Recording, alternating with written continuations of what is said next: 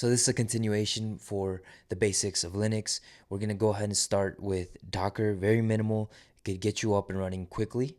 Then we'll go with VMware or any VM software that you would like to use, like VirtualBox, and we'll start a virtual machine within your local environment. Then we will run a cloud instance in AWS, so you can also, same thing, run commands in there and practice your Linux within AWS. And then the best option that I believe will be installing Linux on your own hardware or an old laptop or anything that you can potentially run Linux in would be your best bet of learning. So yeah, let's go ahead and get started. Cool. All right, so I have an MD file here that I created, and I'll link it down below so you're able to use this. But it guides you through the process of each individual step, and then hopefully it's straightforward for you to use. So we'll go down the line and go ahead and use it. So first, we're going to do the Docker method because I believe it's the quickest way for you to just start running commands without having to do any external configurations or anything like that. So first thing is to download and install the Docker desktop. I use Docker desktop. You could just do the CLI, but I install the Docker desktop because for some reason when I do it with just the CLI on the Mac, it's kind of finicky. So if you download the Docker desktop and install it, go ahead and take care of that. You should end up with something similar to this here. Okay, so once you have Docker desktop installed, it's pretty straightforward after that. You go ahead and go into a terminal instance within your Windows or MacBook. I prefer to use Mac because it just integrates better with Linux, but if you have Windows, you could also do the same thing here. So I download, install. I won't be going through those steps because it's fairly straightforward to do. You should be able to install a software onto your computer, and then go ahead and open it. We'll open the terminal, and then it's very simple to just run this command here. You want to check that Docker is working, so do a Docker PS, and you could see that it's working. If you do Docker PS and nothing shows up or you get an error, you need to troubleshoot and find out why you're getting that issue. But this is what you should see when you see Docker PS.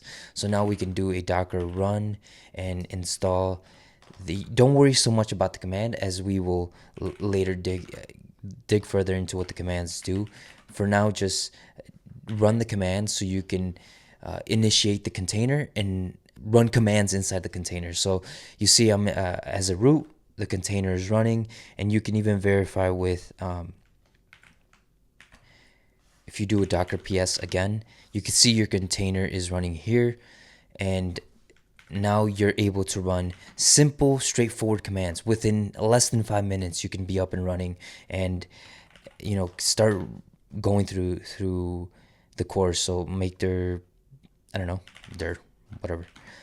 Let's go another one.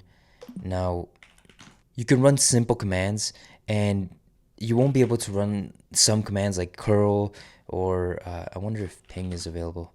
Ping, all these commands are not integrated in the container by default because they run as lean as possible. But you're able to practice some of them with like ls, pwd, make dir. These commands are the very basics, and you're able to quickly just spin up a container and run commands. So that's the first way. The thing with Docker that you have to keep in mind is that if you run a file or create any type of directory, it's not going to persist. After you exit the container, like so right here, that container is going to drop, and it's no longer going to be there. You have to do further configuration in the back end so everything persists, and I just won't be showing that here, but you could do that as well. That's why for this method, it's just for practice, for you to get inside a container and run commands. That's the first method.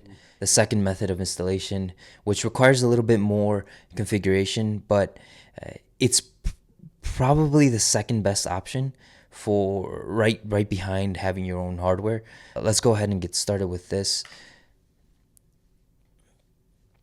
All the links, I'll put them down below for quick access. So I'll be using Fusion. You will have to download here and create an account and go through the process of getting this. It's kind of, you have to jump through a couple hoops to get this to download. But once you do, go ahead, same thing, install it and make sure you have it on your system. You could also use VirtualBox here, download and install. For this particular instance, I'm going to use Fusion. I like Fusion a little bit better because it seems more intuitive. So that's what I'll be using. After you have Fusion installed, or VirtualBox or any other VMware software for that matter, go ahead and download your live distro. So I'll be using Fedora, but if you want to use Ubuntu or Mint or any other distribution, it's fine. Make sure you know what architecture you're using. For my particular Mac, this is on an ARM architecture, and that's what I'll be using. I downloaded the Fedora workstation already. You can use the server version, whatever you prefer to use it's okay. I recommend this one if you're just starting out because it's a desktop version. It's easier to navigate and easier to run through the installation process. So go ahead and do that. And then we can go ahead and open VMware Fusion and install with the defaults. So let's go here, go to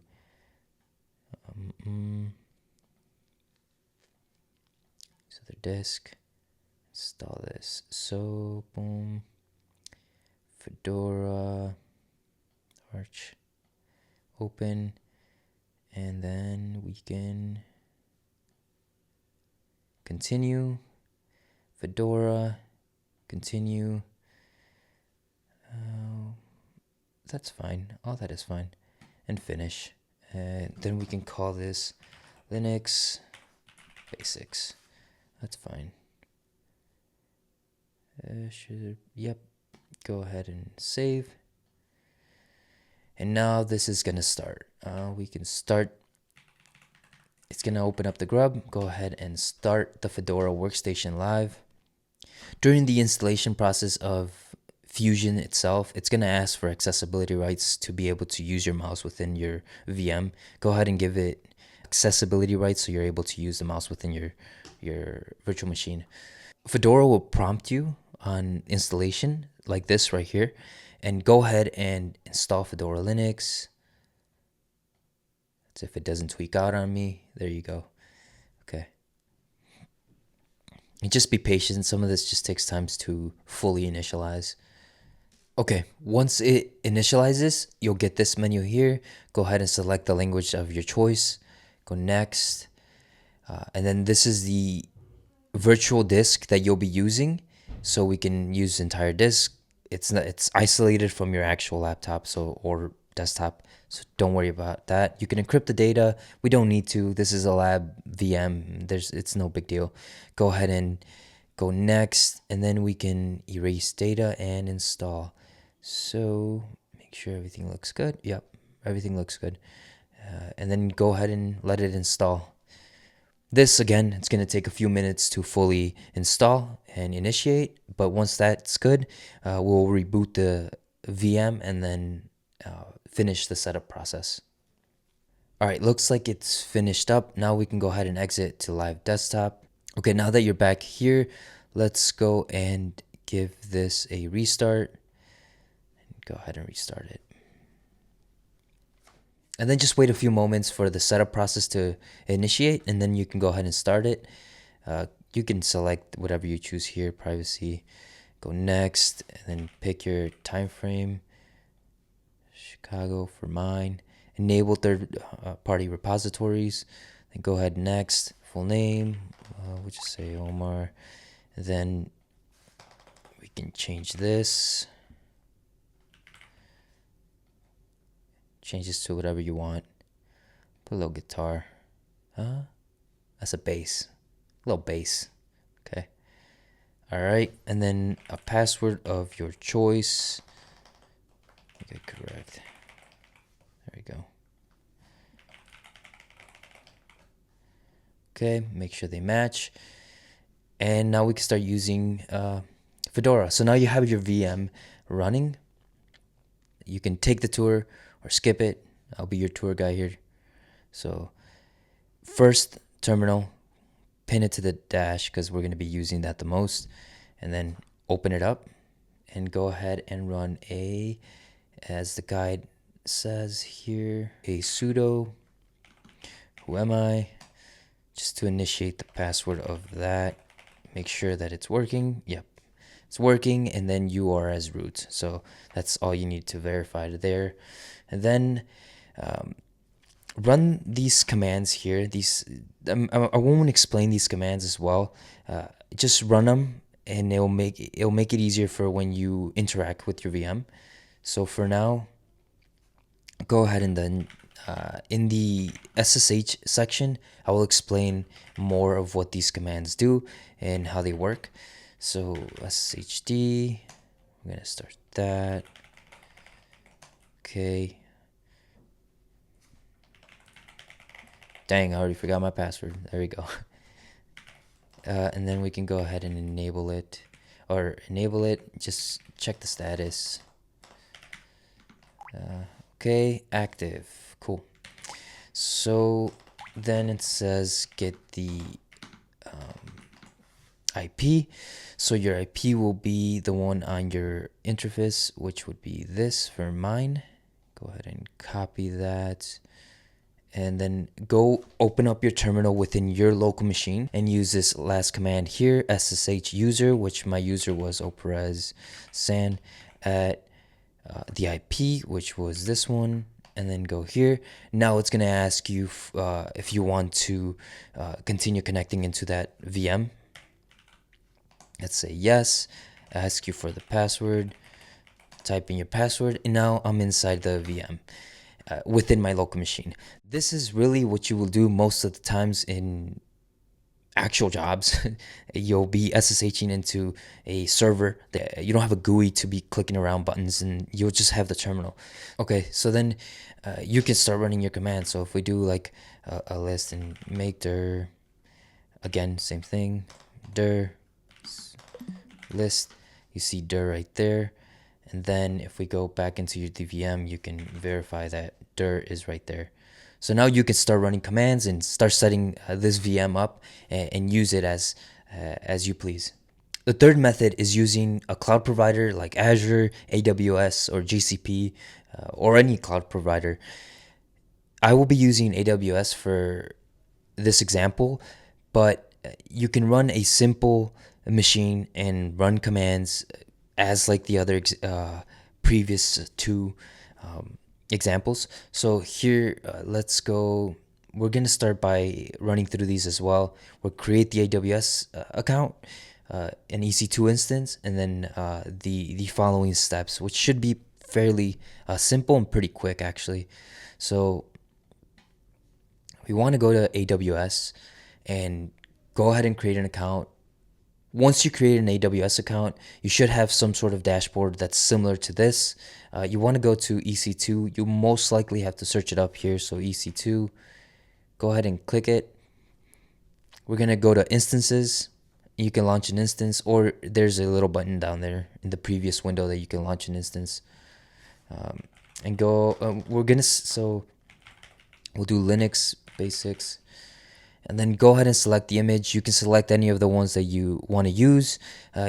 You can have, there's a lot of images that are within the free tier eligibility. So go ahead and choose one of them that fits your needs, and then we'll go on to the following. You don't have to mess with many of the settings because AWS alone is its own beast. So go ahead and just stick to the defaults, and we'll continue forward.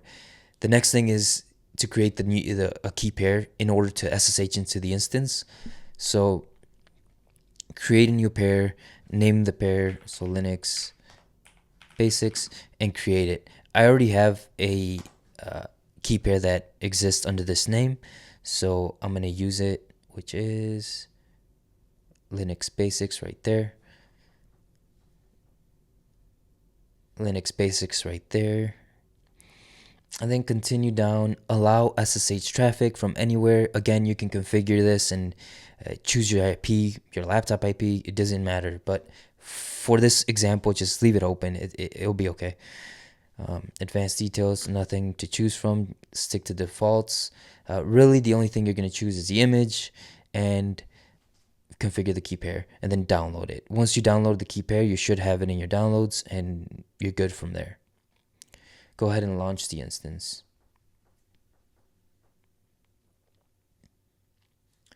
Now we can click on it. Now that it's in a running state, go ahead and copy your public DNS and go into your terminal. Now, I have the PEM file here.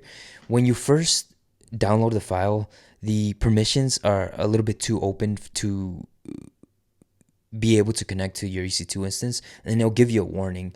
All you have to do is run this command here, which I will explain later in the course. But for the meantime, go ahead and run it for your PEM file. So chmod 400, and then your key pair or whatever you name it. And then when you check your permissions, which are these, again, I'll explain this later, it's just read, right? Now that the permissions are okay, we're gonna go ahead and SSH, just like the command given there. So go ahead and use the PEM file. And then one thing I forgot to mention was the user is EC2 user for these instances in AWS. You're able to select, but for the most part, you can use the default, which is that. And then you can paste in your public DNS. So let's copy this, paste it there, and go ahead. Dun, dun, dun. Okay, I see here EC2 user. There you go. Yes. Now that you're inside the EC2 instance, you can run commands just like the usual. So make dir list, there it is, touch file list. So there you go. This is pretty quick, and you can get up and running fast once you create an account and create an instance. It's pretty straightforward. So the only caveat is that if you do leave it running, you're gonna get charged for it eventually. On the free tier, you should be okay. But if you see here, I mentioned it, make sure to stop the instance when you don't use it or terminate it altogether. All you have to do is go to instance state, either stop it or terminate it, which that's what I will do because I will not be using it. So instances, and it'll shut it down and terminate it. So that's the third way to get going with Linux. The fourth option is probably the best one and my favorite one because it's more hands-on and more involving.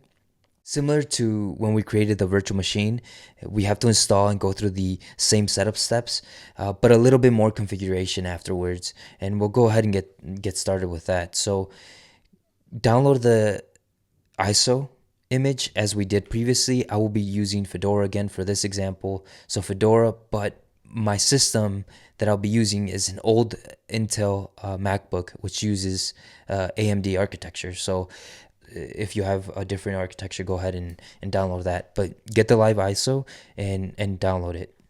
All right, next we want to get an etcher to flash the USB.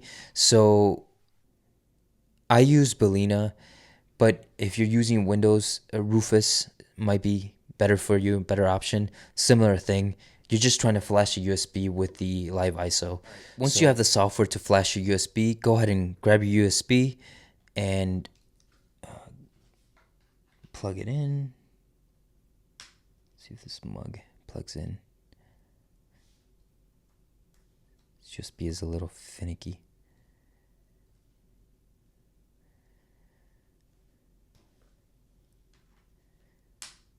There you go. There we go. Okay, so go ahead and I think it's this one. Yep, it is. So then select the target, and then mine is the USB. Select, and then flash it. I already have it flashed, and it takes like 10 minutes or so.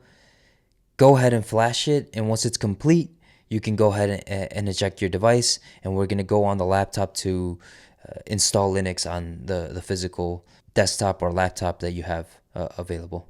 I'll be using super old laptop. It's an old 2014 MacBook, I believe. Yeah, I think the battery. I had Linux before on this, and the battery swole up. That works. So I'll try to get a screen capture of this as I go along, but didn't really think of the setup for this. But we're sending it. All right. Get your USB that's already flashed and plug in the USB to the laptop and go ahead and turn it on. The one step that is a little bit different on each laptop, which you have to research on and find out what it is. You're gonna have to hold either F2, F12, F10 sometimes. But for the MacBook that I'm using, it's option. So go ahead and plug in your USB. Let's turn it on and hold option. Okay, so we're holding option.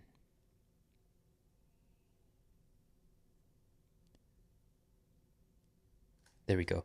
Now you should see your USB selected right there. Go ahead and select it. And then just similar to the virtual machine, you're gonna run through the process of installing this. Okay, so then you're back to a familiar screen here. Now we can go ahead and install Fedora Linux. This damn mouse. Not the best, but it's all right. It does its job. We're going to follow the installation just similar to the VMware installation and also have it on SSH so we don't have to deal with crappy hardware like an old laptop. Keys might be missing or whatever the case is. You can set it up, have it on your network, and then you can run the commands over SSH. So go ahead and select your language just like we previously did. So I already had Linux installed on it, but just for the sake of this example, I'm going to reinstall it, use the entire disk, just so this whole laptop gets flashed and installs Linux on it. So go ahead. You can encrypt your data if you want. Again, I'll probably end up uh, reinitiating this with another distro. This is my throwaway laptop, so um, choose to do that here. Understand. Erase data and install, and then again familiar screen just like the VM. We're gonna let this run, and once it installs, we go ahead and reboot and go through the setup process again. All right, so it looks like it finished installing, and then we're back to the same screen as before. We're gonna go ahead and exit to live desktop and give this a restart.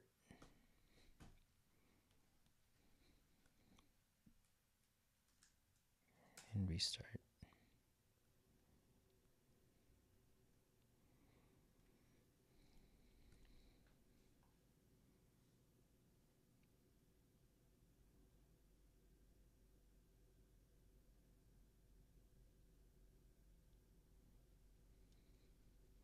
It should prompt you with the setup, just like the VM process. Let's see here.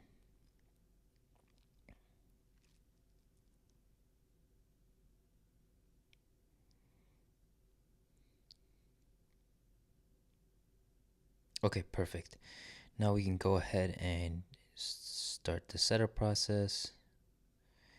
Same as before. And then let me just set this down. Same as before. Chicago. Go next.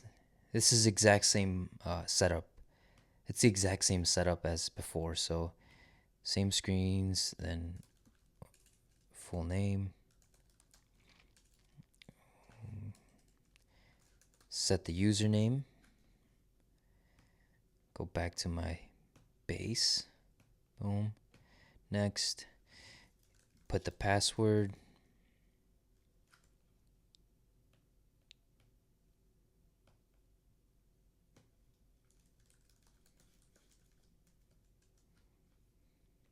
Next.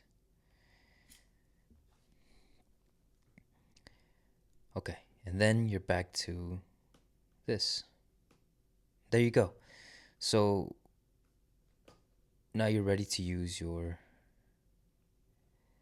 machine. So we're gonna skip that tour, and we're gonna follow the same path that we were going on. We will reboot, but this time we'll remove the USB and make sure that it can boot on its own without the USB plugged in. So let's go to reboot the machine.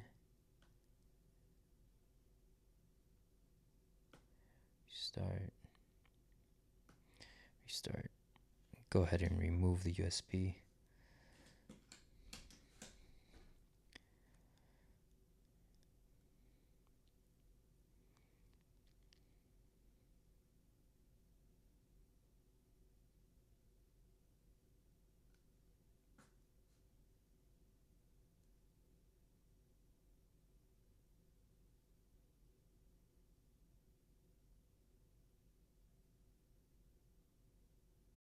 All right, so now that we have the user, go ahead and sign in.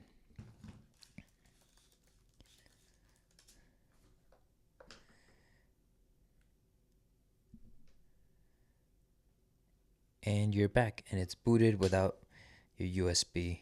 So toss that to the side, and now there's a few more configurations that we have to make sure that we have. So you see here, there's no Wi-Fi. You have to install the driver.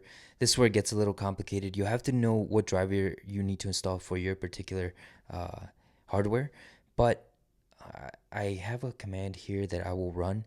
First thing is you need to wire up Ethernet to it, or a way to get connection to the internet. So I'm gonna do that now. Okay, so now once your laptop or desktop is connected to your network, you should be able to SSH into it as usual. So press send at 192.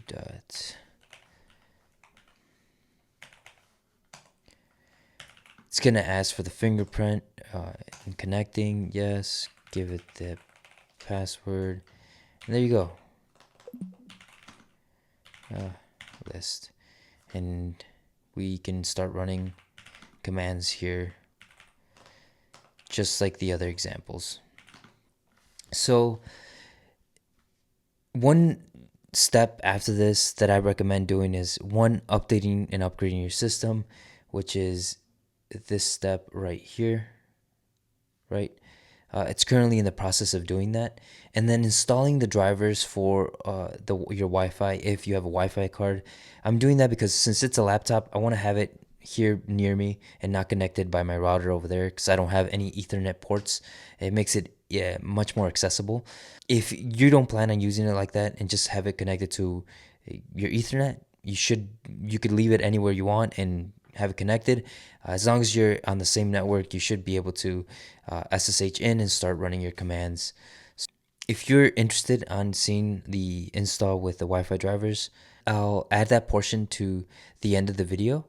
But for now, I mean, if you're connected on the network, you should be fine, and you're good to go. That pretty much concludes 4 ways to get up and running with Linux.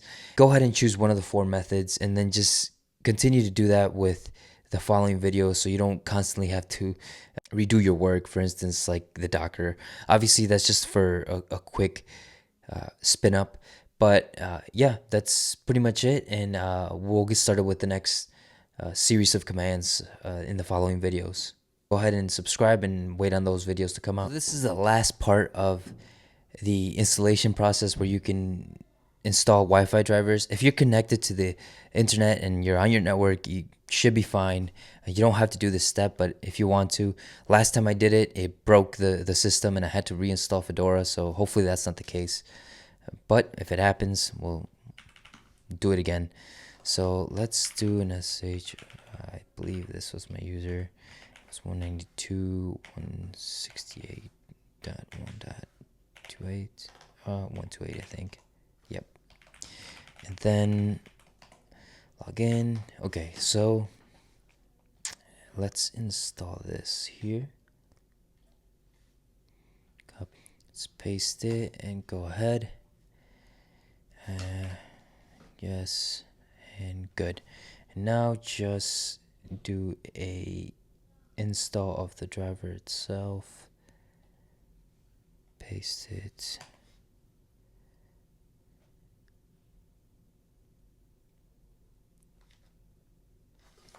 Yes. Should take a little bit. Yes.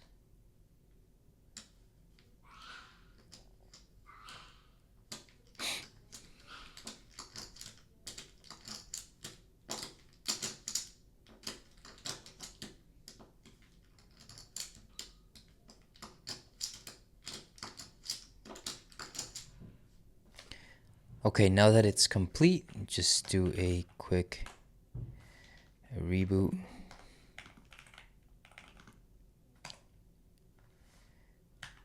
It's gonna kick me out.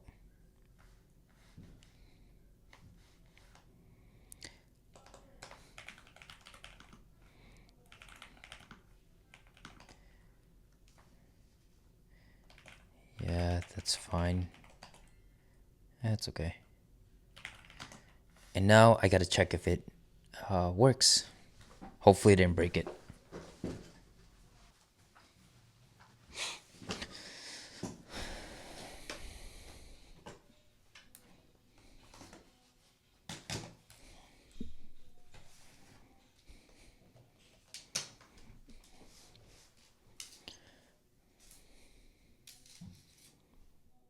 Okay, so it worked and it didn't break it this time, so that's a good day. All right, let's check a few settings here. The driver installed just like it should. And then I can connect to my Wi-Fi. ¿Quieres Wi-Fi, vale? Simón, dog.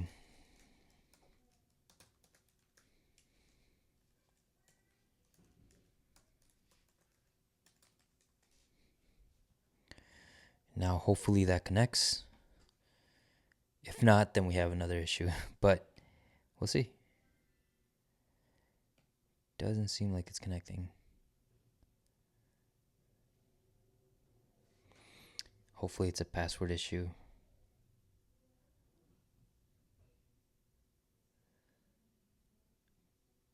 There it is. No, it's not. Let me check. Ah, that's right.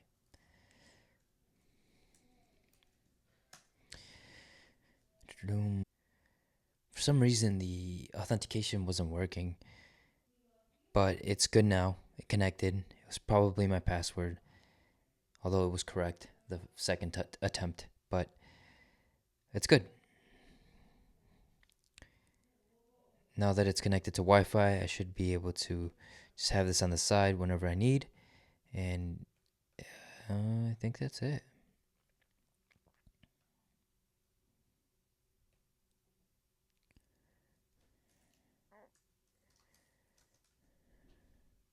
See, one thing I wanted to show is once you have Wi-Fi and the driver installed, you're most likely gonna get a different IP, and this is why I mentioned to make it persistent within your router. So when it reboots, it stays the same IP throughout, and then when you SSH into it, you're SSHing to this IP that's persistent to this machine. So yeah, that's pretty much it for the whole installation process.